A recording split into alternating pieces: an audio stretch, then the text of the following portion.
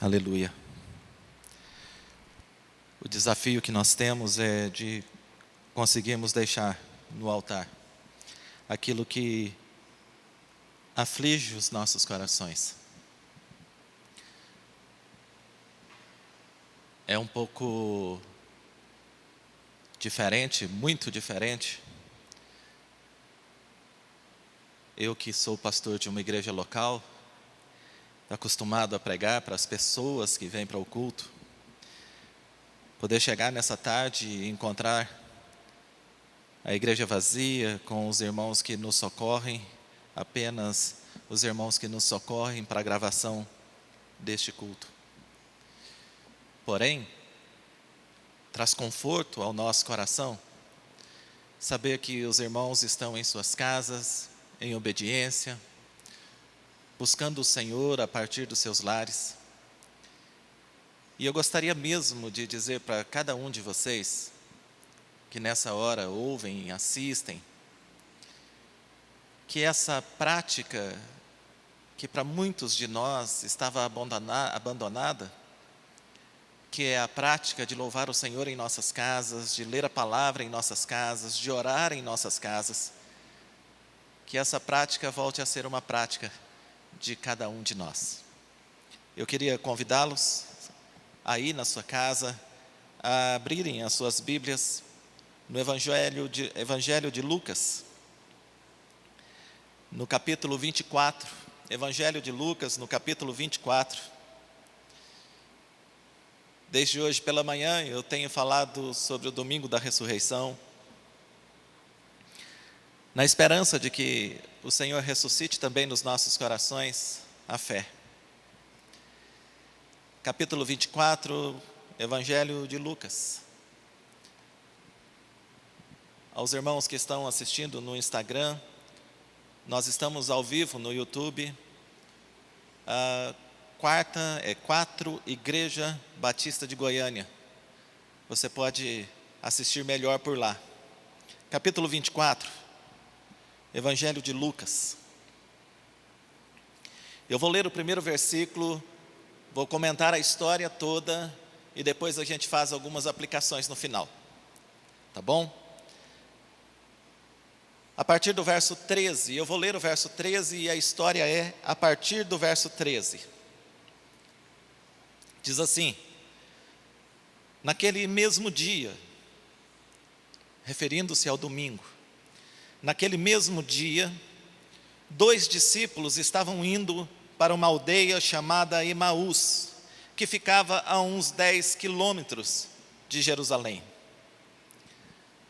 Aqui começa a história do caminho de Emaús.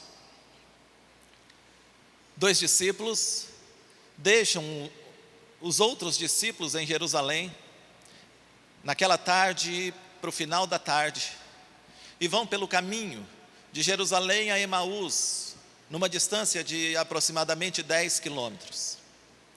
A história conta que eles vão discutindo, falando entre si, no termo grego é jogando de um lado para o outro as ideias.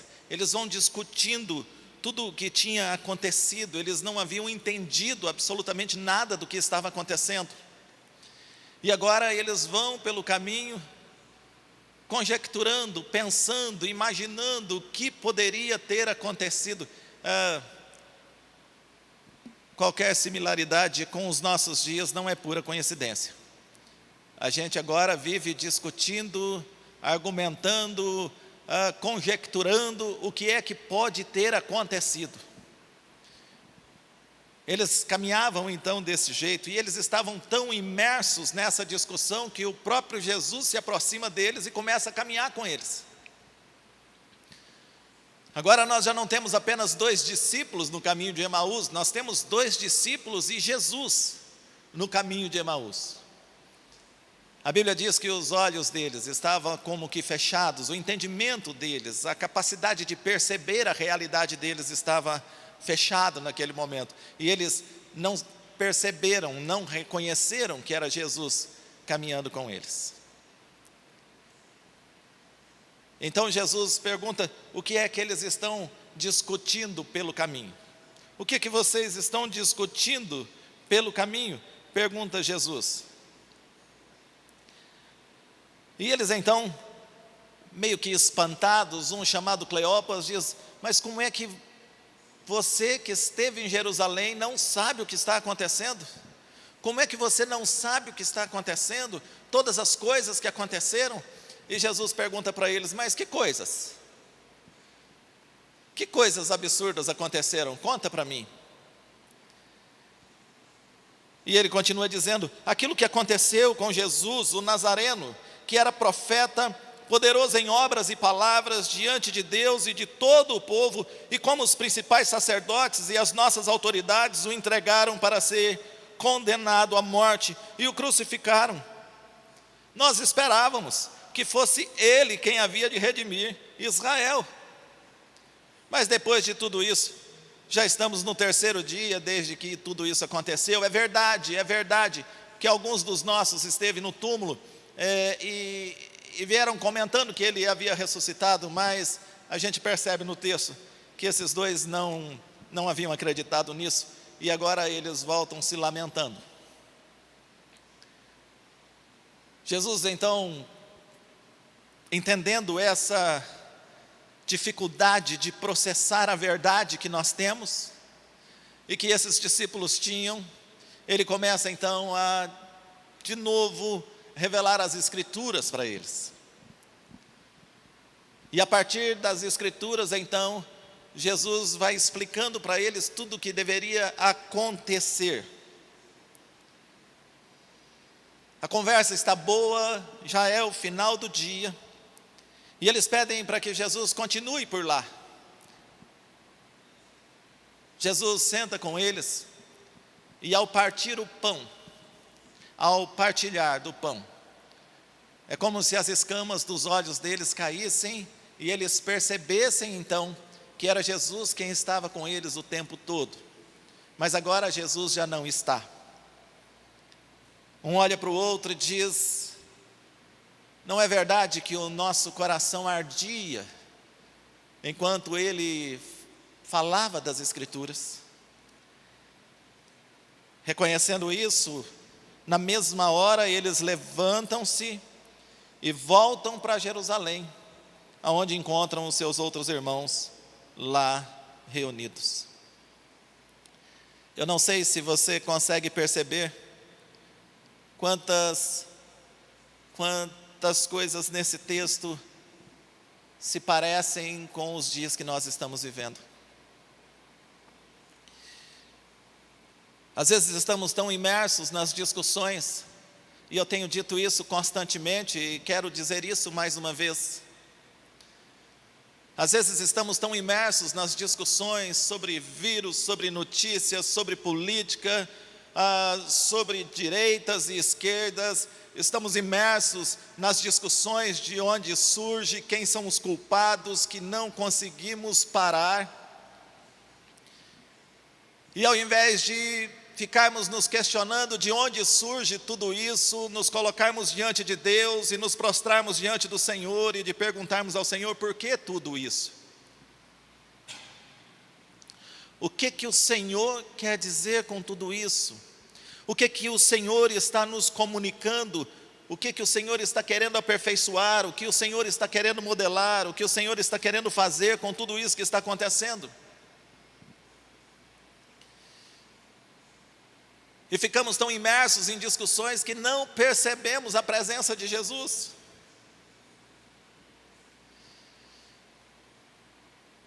E vamos voltando pelo caminho da incredulidade, e agora a nossa fé é apenas uma fé natural.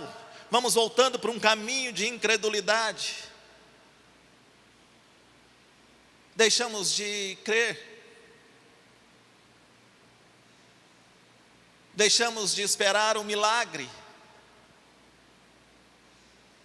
Deixamos de ter esperança e de esperançarmos os outros.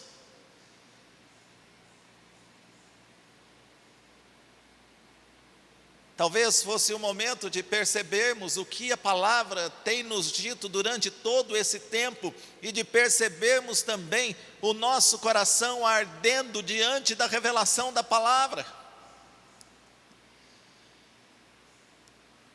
O nosso coração não pode arder apenas de desespero, de angústia, de ansiedade. O nosso coração precisa voltar a arder com a revelação da palavra de Deus para nós.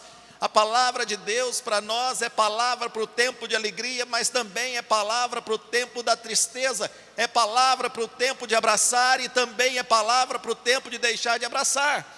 A palavra de Deus é palavra de Deus para nós em todas e quaisquer circunstâncias.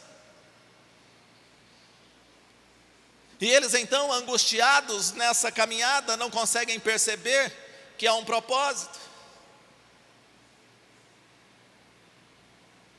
E eu queria então tirar algumas lições dessa história nessa noite e deixar essas lições com cada um de vocês que estão em casa. A primeira lição é: quantos de nós estamos caminhando esses dias sem percebermos a presença de Deus? Quantos de nós estamos dentro das nossas casas nesses dias, mas ainda não conseguimos perceber a presença de Deus? Quantos de nós estamos caminhando no trabalho, mas não conseguimos perceber a presença de Deus?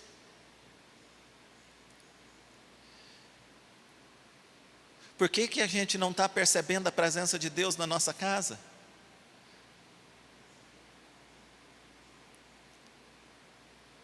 Será que é por causa das muitas coisas, das muitas informações que são jogadas de um lado para o outro, e literalmente jogadas de um lado para o outro? Me preocupa quando muitos cristãos discutem pelo simples fato e desejo de terem razão, sem se importarem com o outro. Quantos de nós estamos caminhando sem perceber a presença de Jesus nesses dias? Talvez você me pergunte: pastor, aonde está Jesus em meio a tantas mortes? Meu irmão, onde é que está Jesus em meio a tantas curas? Por que focamos apenas na morte e não celebramos a quantidade de cura?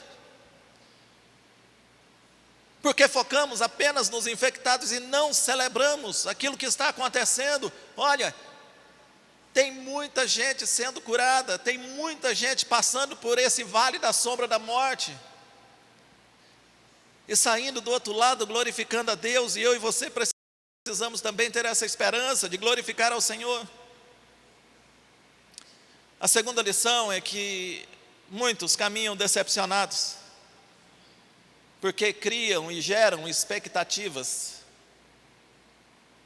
esperam que se cumpram promessas que Jesus não fez. Esses homens no caminho de Emaús deixam bem claro qual é a razão da decepção deles. A decepção desses homens no caminho de Emaús é que eles esperavam um libertador político. Eles só conseguiram olhar com os olhos naturais. Eles não perceberam a ação sobrenatural daqueles dias. A questão dos homens no caminho de Emaús é uma questão política. Nós esperávamos que Jesus se armasse e destituísse Roma do poder. Nós esperávamos que eles livrassem o povo judeu do domínio romano. Nós esperávamos que ele fizesse alguma coisa em meio à política, e ele não fez isso, ele morreu. Eles só conseguem perceber isso, mas não conseguem perceber o plano de Deus por detrás das cortinas. Eles não conseguiram perceber o plano de Deus, porque não trouxeram à memória a palavra que lhes havia sido ensinada, a palavra que lhes havia sido revelada pelo próprio Jesus durante aqueles 3 anos que ele caminhou na terra. E nós agora corremos o risco de termos essa mesma expectativa, apenas uma expectativa política, e nos frustramos com isso.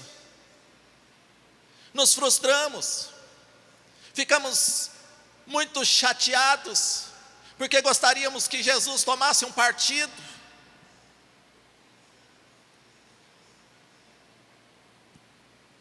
Meus queridos irmãos,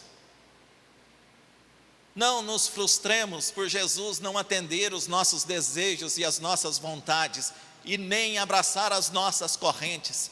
Antes, despertemos para a palavra, e que sejamos nós a sairmos da nossa posição e a entrarmos no caminho de Cristo. É o caminho de Jesus. A nossa bandeira é Jesus, o nosso partido é Jesus, o nosso lado é Jesus, a nossa esperança é Jesus. Essa é a nossa esperança. Quantos de nós, quantos irmãos estão frustrados em casa? Gostaria que Jesus descesse e intervisse na política do mundo.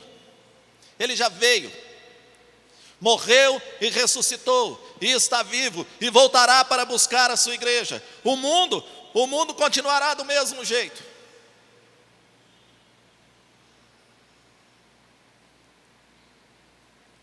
Quantos de nós, terceira lição, quantos de nós estamos regredindo a um passado de incredulidade, por não conseguirmos de fato crermos nas Escrituras? Muitos irmãos já andaram errantes, muitos irmãos já andaram incrédulos por este mundo, e um dia testemunharam da presença e do poder de Jesus na vida de vocês. Muitos de nós temos milagres para contar.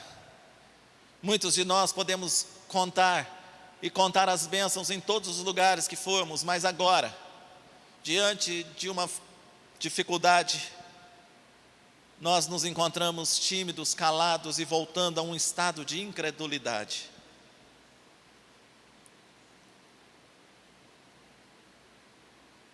Quarta lição e última. Quantos ainda hoje sentem o coração arder com a presença de Deus quando olham para as Escrituras, mas não percebem porque as muitas informações roubam a Escritura do seu coração? Quando você vai para a palavra, quando você ouve uma palavra de Deus, quando você ora, o seu coração arde. Mas você volta para o noticiário e aquele ardor já não existe mais. Você não consegue perceber a presença de Deus, e eu queria desafiá-los a não permitir que nenhum acontecimento, seja do passado, do momento ou do futuro, roubem a sua fé. Que você se levante nesse domingo, que você se ponha em pé, espiritualmente falando, que você se ponha em pé e volte a ser alguém que crê. Alguém que crê, não porque está vendo ou ouvindo alguma coisa, mas alguém que crê porque sabe que Jesus está vivo, que Ele ressuscitou, que sabe que Deus é soberano e está no controle de todas as coisas. Não porque recebeu uma boa notícia você se põe em pé. Não, você se põe em pé porque você crê. Não andamos por vistas, andamos por fé. Esses dois homens que nós lemos andaram algum tempo com Jesus. A Bíblia não diz se andaram 1 ano, 2 anos, 3 anos com Jesus. Mas a Bíblia diz que aparentemente eles não haviam entendido muita coisa. A Bíblia deixa nos perceber que apesar deles terem visto muitos milagres, agora eles já estavam caminhando como incrédulos. E é esse o risco que eu não quero correr, e eu não quero que você corra também. Temos andado com Jesus ao longo dos anos, e agora, por causa de um momento difícil, eu não quero deixar de crer. Eu não quero que a minha fé naufrague. Eu não quero que o desânimo tome conta da minha vida e que a incredulidade domine a minha mente. Eu quero continuar crendo. E assim como eu quero continuar crendo, eu gostaria muito que vocês que me assistem também continuassem crendo. Eu não sei qual será a solução. Eu não sei absolutamente nada do futuro. mas eu sei que o meu Redentor vive e que por fim se levantará. Eu não sei se será um remédio, se será um vento do Espírito. Eu não sei o tamanho que será o livramento ou a tragédia.